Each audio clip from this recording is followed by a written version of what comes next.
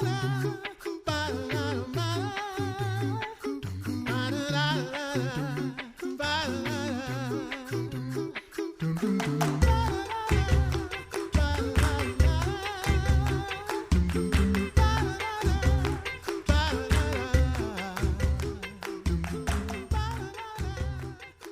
listening to The Coffee Hour. I'm Andy Bates. I'm Sarah Golseth. Thanks to Concordia University, Wisconsin for supporting The Coffee Hour. Find out more about Concordia University, Wisconsin at cuw.edu. Live uncommon. I'm so excited today because we get to share a wonderful story and a wonderful guest. Today we get to talk with Kristyn Getty. She's a wife, mother, recording artist, probably most popularly known for the modern hymn In Christ Alone with her husband, Keith Getty, and their wonderful band and all the great music that they do. So we are just delighted to get to share some time with her today. Kristyn, welcome to the Coffee Hour. Oh, thanks for having me. So spending some time with us from, across the pond a little bit in Ireland. So spending some time with us in the evening, actually, for you. So thanks so much for spending some time and stepping aside from your family duties, which we're actually going to talk about family time today, which I'm really thrilled to get to talk about that. Well, they're all fast asleep right now. All four of them are 4 girls. And the kitchen and the dishes have been tidied away after dinner. So we're in a really good spot right here. That is a good feeling. Oh, it's a fantastic feeling. I hate getting to like 11 o'clock at night or whatever, and we just haven't got the kitchen tidy. And some nights you go to sleep without doing that, and you wake up the next morning and think, why did we not just clean the kitchen? You know? How could we start this day with a messy kitchen? But anyway, so tomorrow we'll be starting all fresh. So I'm just really excited and happy right now. I'm just talking to you. It's the little thing. Isn't it amazing? Isn't it amazing how having just the dishes done really can put you in a good mood? It really does. Well, another thing that I know your family does is you sing together, and I would love to talk about the singing as a family. Why is singing important to you as a family? Why is it important to have singing in your family life?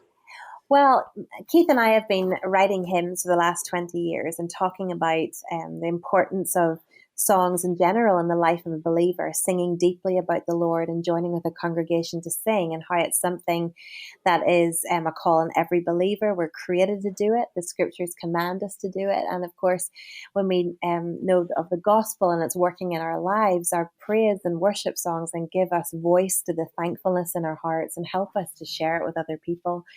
And Keith and I over the last few years have talked increasingly about singing and what it is and why we would do it. And that led to doing the Sing Conference. And a big element of that was looking at how singing impacts the individual, families, churches, and then our wider witness in the world. And so we've been talking so much in our work life and in our writing life and ministry all about singing with families. But it was a few years ago when our eldest was only 4 years old, and we were at a school in New Jersey, and Eliza was invited to join the kindergarten class to sing In Christ Alone. And when she went up to the front, she was only 4, and Keith and I nervously looked at each other and thought, my goodness, have we actually taught her this song? Does she know it? And she was standing in the middle in the front row, bright red hair, big wide smile. She sang the first 2 lines and then smiled and waved at us for the rest of the song. And it was at that moment that we thought, we can surround her with different songs. We'll be picking up little bits here and there, but we do need to be intentional with her when it comes to singing. We want her to love singing, to learn songs. But I really think that singing hymns and deep songs is a wonderful way of passing on the faith to the next generation, because when you sing something, you remember it in such a unique and long-lasting way. And we wanted our girls to experience that. So we started singing with them more and doing a hymn a month, and have been doing that for several years ever since. It's amazing the impact that music can have in your life when you do intentionally incorporate it into that daily rhythm of living. How do you do that with your family? You mentioned having a hymn a month, which is something that I think I need to start now. How do you do that with your family? Yeah, so this year at the beginning of the year, I had picked 12 songs. When I first started, I literally just thought, okay, well, let's start this month and let's do this one. And I would play the song over my phone, very simply, just find an arrangement that I liked, and I would play it particularly at night time. We found the evening a good time to do it because they were a little more tired, and it was a good sort of gathering in because it was fun to sort of sing together and listen to music. There's something really attractive and heartwarming about music. And that helped us at night time. And I felt that we had their ear a bit, when they were a little more vulnerable, we had their ear a bit more to what the songs were saying. Anyway, so we started just humming through the melody. If there was a chorus or a refrain, we would go after that first. And then we'd work our way through as much of the lyric in verse 1 and maybe verse 2. They were still quite little when we started. And we just keep playing it over and over. And maybe at breakfast we play it, in the car we play it.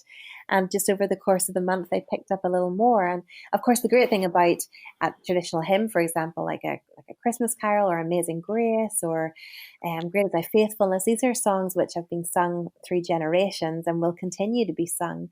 And so even if they just get a little, it's a great investment because then we can build on it as the years go on.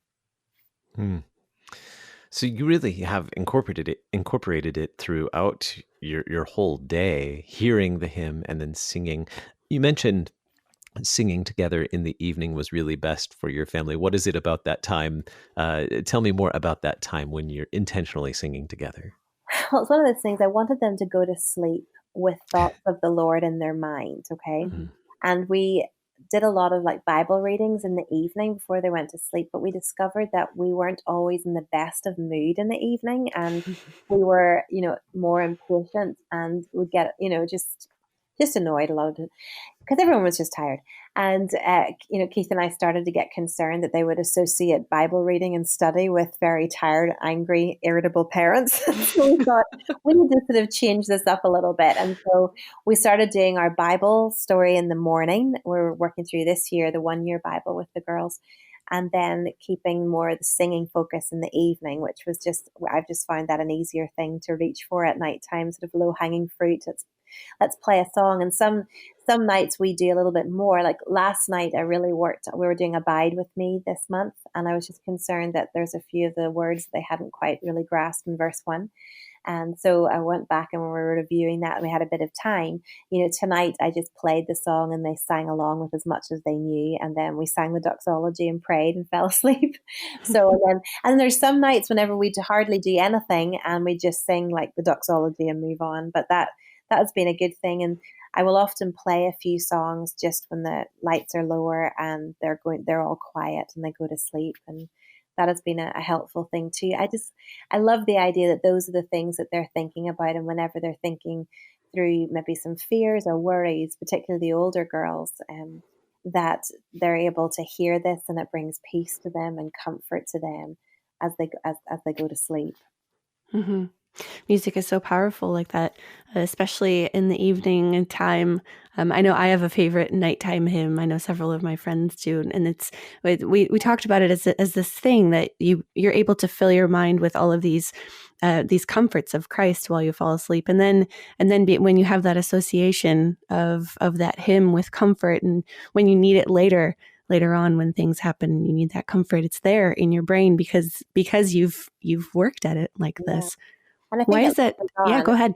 I think it lingers on as you even go to sleep. The Psalms talk about God giving us songs in the night. And I know there's a figurative way of understanding that the songs that we sing during difficult times.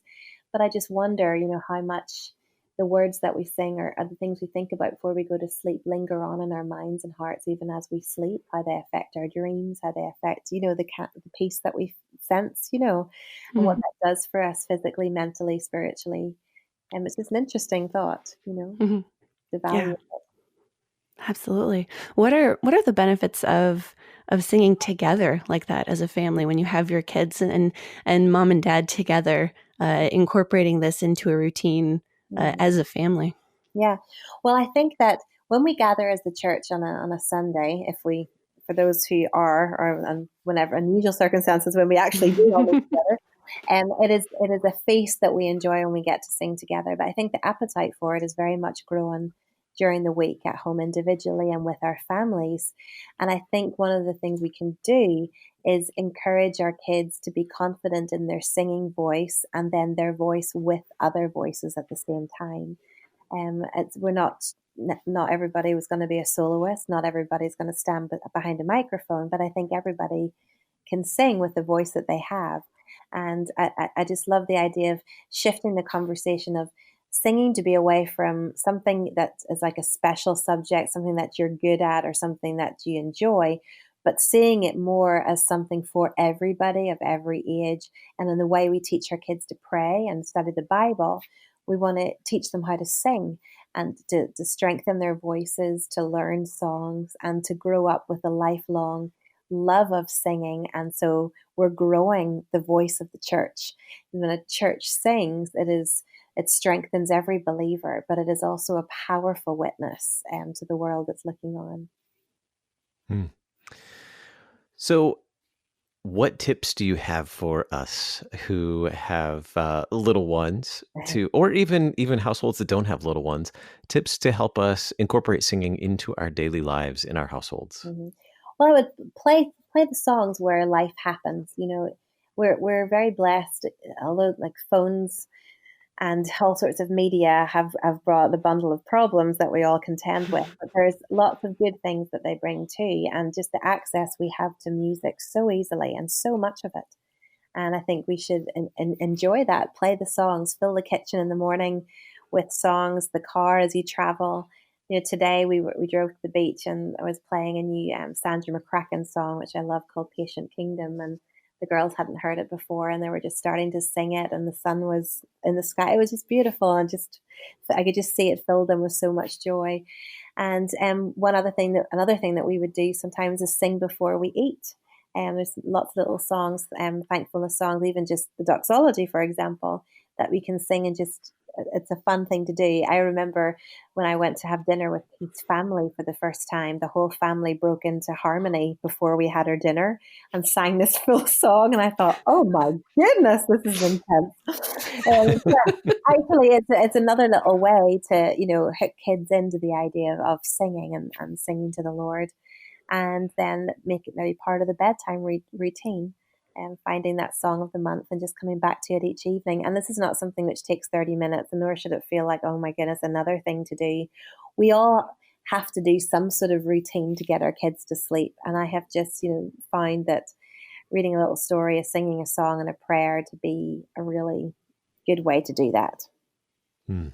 That's a very helpful and very insightful. Just to make it as simple as the other parts of your day as well. Maybe it turns out to be one of the things that's more simple in your day than some of the other things that are more challenging in your day. That's what I find. I think to myself, oh my gosh, there's so many things I want them to know and to tell them, but how am I going to convey it all? How are they going to remember it? And what should I tell them? And I think if you can find just great songs that give this wonderful Christian worldview, that look at God as creator, working in the world, the great gospel story, the hope of heaven, some of the big overarching themes, and find great songs that speak into that.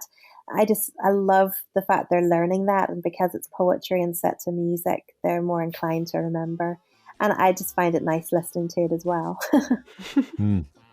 Well, we have more to talk about with Kristyn Getty here on the Coffee Hour. We'll continue the conversation and learn more about their most recent project as well, Evensong. You're listening to the Coffee Hour. I'm Andy Bates. I'm Sarah Golseth.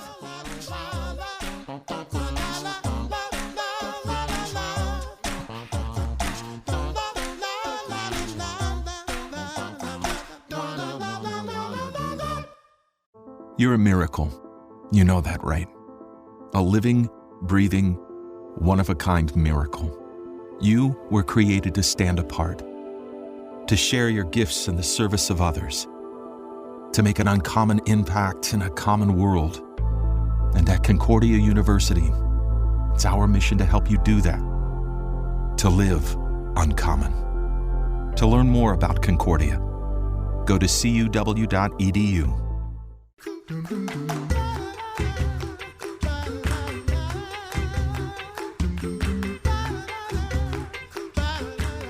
Welcome back to the Coffee Hour. I'm Andy Bates. I'm Sarah Golseth. Today we have the privilege of talking with Kristyn Getty. She's a wife, mother, and recording artist. You most likely know In Christ Alone, the modern hymn written by Keith Getty and Stuart Townend that they have shared not just here in the U.S., but all around the world. And we have the chance to talk with her today at their home in Ireland, talking about singing together as a family and their latest project, Evensong. Tell us, Kristyn, tell us about Evensong. What is Evensong, especially for, I imagine many Americans may have heard of it, but not really know what Evensong is about. Yeah, like Evensong, the word represents a traditional service that you would find in the more liturgical Christian worship traditions and has been done for hundreds of years. It is, and of course, done if you look at through the Psalms and how the Bible talks about marking our day with praise and of the Lord and reading His Word. But this little service, as it would be done in church and still done today, is a short service at the end of the day, every day, that finds us where we are and uses prayer, Bible readings, and singing to draw our hearts and minds to the Lord, and so to help sanctify the night. It's a way of closing the day. If we wake up in the morning and look to the Lord, think of Him, and we finish our day the same way. It's been a very, long loved Christian practice over the centuries and somewhat lost in our modern culture. And I think that's why we really wanted to do this, because we find that even though we didn't call it Evensong, it was something that we were trying to do with our own kids. And through concerts as well as we traveled and in talking about filling our homes with songs of the Lord. And so this album is, hymns, older hymns, a couple of our own, and also then lullabies that we wrote for our girls over the last few years. Why do this project now? What makes this time unique for this kind of music making? Well, we had planned to do it before COVID-19 had ever hit, because I turned 40 this year, and Keith had said to me, "You have been singing, our hymns for the last 20 years. Is there another project, something else that you'd like to do that is similar to what we've done, but maybe just a little bit different?" And so we thought that perhaps a lullaby hymns album, this would be a good time to do it, and closing a decade where we've had these 4 little girls and reflecting back on that specific season of those little years, that this would be a timely. Then COVID-19 hit in March, and we spent several weeks thinking, well, should we still do it? How are we going to do this? And a project that was meant to be recorded in Nashville, London, and Northern Ireland suddenly became recorded in our, my vocals were recorded in a whisper room in the garage, a whisper room that Crossway, he had invited me to record an audio Bible of their ESV version, had provided this 5x7 soundproof room for me to record in, and very kindly let me use it to sing the vocals. And then our producer Ben Shai was able to collect files from all the different contributing musicians and put it together in a unique way. And actually, on reflection, it was lovely to be able to record it in the home, something that was born out of our home and primarily for the home. It was nice actually to put the kids to bed and then nip out to this little studio and sing these songs. And I think while we often, no matter what season we're going through, feel the vulnerability of the evening hours as the shadows set in, how much more this year have we all experienced troubled sleep and worries for tomorrow. And so I think it was timely to record songs that really lean into the comfort and peace that only Christ can bring, in songs that we hope people can sing along with. Amen. Mm-hmm. You talk about recording in a little booth in the garage, and I think that's what most of us are doing. Even Sarah and I are recording from home these days as well, to share these stories with our listeners. I think many people around the world, especially people in media and in music, have been building their own little home studios to make this happen. Yeah. Tell us about the artists that you collaborated with for Evensong. Oh, I'd love to, because, oh my goodness, we had such wonderful people join us for this. And Softly and Tenderly is probably a good one to look at, because there were several people in that one track. We had Vince Gill join us to sing in it, and then we had Sierra Hull and Ellie Holcomb joined me on the harmonies. Softly and Tenderly has been sung many times in the country music scene, and actually has been recorded a couple different times with a trio of female country artists. And so we thought it would be cool to do a little bit something like that, and to lean into a bit more of a Nashville sound, because our 4 girls are born there. It's their hometown. And so we thought it would be nice to have a song that represented that. And my best friend Deborah Clemmy played a beautiful violin piece in that as well. And Heather Headley, she's the Tony Award winning Broadway singer who was Aida and Nala the Lion King, and she had sung with us before at a Carnegie Christmas event a few years ago, Oh Holy Night. She's an incredible singer, and we'd wanted to record something with her, and this seemed like a good time because she just had another baby this year, and so it was nice for her to sing a duet for more of a lullaby feeling album. And who else? I can't remember now. Oh my goodness. Sandra McCracken. We wrote a new song together, Son of My Soul. We wrote during a crazy afternoon back in the spring with, all the social distancing stuff and children running everywhere. We managed to get through to the end of it. And she recorded it with me, which was fantastic. And then the Trinity Boys Choir from King's College, Cambridge, they recorded, which is lovely. It sort of leans into that more traditional choral side that Evensong would be famous for. And so the last couple of songs in the album have their little voices. And of course, in a family of all girls, it was nice to have some boys singing on the album. Oh yeah, those last few with the boys choir are wonderful. I was able to listen to those. I was wondering if that was the Cambridge boys choir. Yeah. What use do you hope families will be able to use these hymns and lullabies for? Well, at a very simple level, I hope they can just play them into the moments where life happens. Perhaps those vulnerable moments in the evening, yes, but just when we need encouragement and we need that sense of being lifted up, help keep our hearts up. And we hope it can be used that way. And we hope that people will clearly hear the gospel message and children will hear it. It was very important to us that there's a couple of the songs that very clearly tell the gospel story and what it means for us. And I wanted to make sure that any child that listened all the way through would hear the gospel clearly. And then I also hope it might be another resource in encouraging families to sing together. There are a few good hymns in there. Softly and Tenderly is one of the first hymns that we ever taught our girls as a hymn of the month, and they loved that one. And actually we're doing Abide With Me this month. And so perhaps that'll just be some songs that will encourage families to sing together. I did tune in to the Facebook Live family hymn sings earlier this year during the pandemic. Yeah. And that was just so fun, seeing your whole family together around the piano. Mm-hmm. Yeah. Well, it wasn't completely all of us. Talia, we managed to keep offside most of the time because she's just turned 2.5, and she's a rascal. And so we have to try and, there is some chaos, which is fine. And then there are occasions when it's just too much, and she's a little too much right now. But hopefully in the future, she'll be able to join us. She was singing tonight as we did Abide With Me. She was trying to sing the words to verse 1. She's so cute. Yeah, it was fun doing those. The very first one, it was just like an idea off the cuff. It was St. Patrick's Day, and Keith and I thought, it'd be fun to do something. What could we do? Nobody can go anywhere. And so why don't we jump on Facebook Live and sing some more like Irishy hymns, some of our more Irish arrangements. And sure, the girls can join in because we had no babysitter, and the girl who nannied for us was gone because it was COVID, and we were completely by ourselves.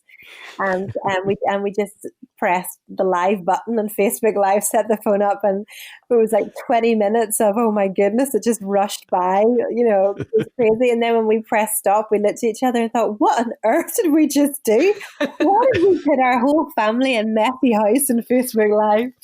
But it resonated, I think, because it was very natural and very raw, and I think that's what we really wanted to convey. We're not a family band of, we're trying to, help our girls develop in their music and become as good as they can be. But that wasn't really the point. It was just singing together and having a good time doing it. It was a great picture of real family life because Many of us think, okay, they're great musicians. They have these wonderful CDs or these wonderful albums. CDs, I just told how old I am there. But they have these wonderful albums, and they're all shiny and perfect, and everything's put together. Everything's orchestrated so well. And then we see this wonderful Facebook Live of family life, as you said, the kids climbing and crawling all over the place. And it was just, that's what this is about singing these hymns together as a family. Yeah. And it's not always perfect, but that's what makes it beautiful, is that they're kids being kids, but they're learning these wonderful hymns that tell the message of incarnation of Christ and who he is and what he's done for us. So that's just beautiful. Well, Evensong, I want to share with our listeners, Evensong is available on all streaming platforms, and you can find it at gettymusic.com/Evensong. Wonderful album. Sarah and I had a chance to preview it, and just some great music there. Kristyn, thank you so much for spending your evening with us, spending some time with us so that we could share these great insights with our listeners about singing together as a family. It's been a great privilege to have some time to talk with you. Oh, no, thank you so much for spending time with me. You've been listening to The Coffee Hour. I'm Andy Bates. I'm Sarah Golseth.